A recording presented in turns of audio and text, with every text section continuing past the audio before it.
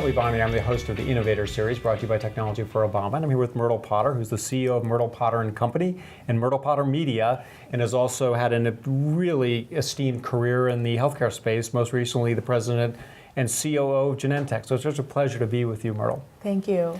So we've talked a little bit about your background and also your thoughts on innovation.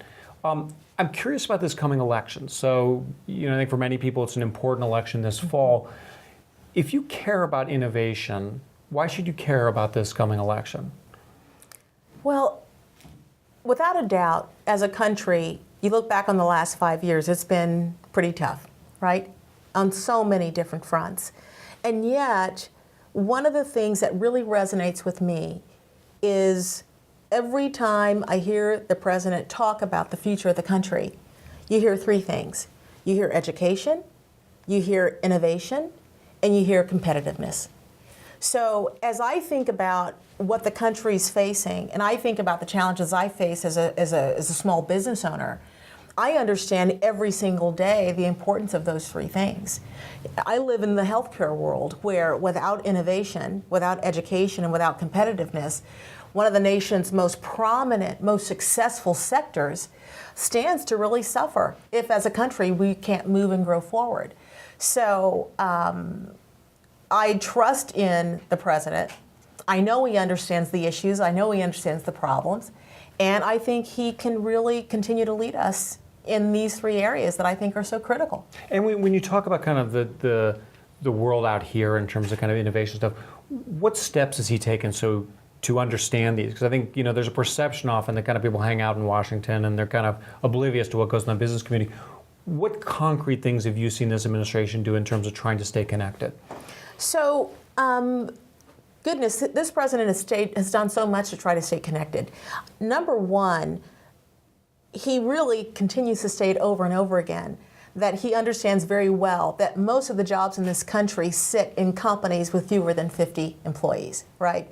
Despite the fact that some of us work for really big companies, he understands that most of the jobs sit in mid-sized companies the size of mine, right?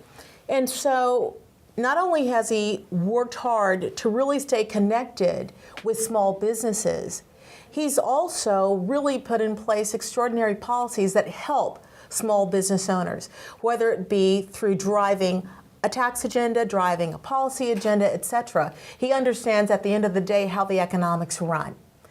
I think he also understands that the backbone of the economy for the country sits with the middle class.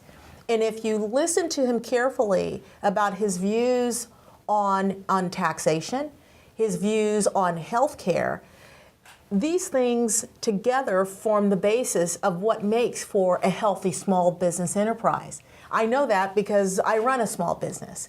So I was particularly pleased to see a really clear stance around healthcare.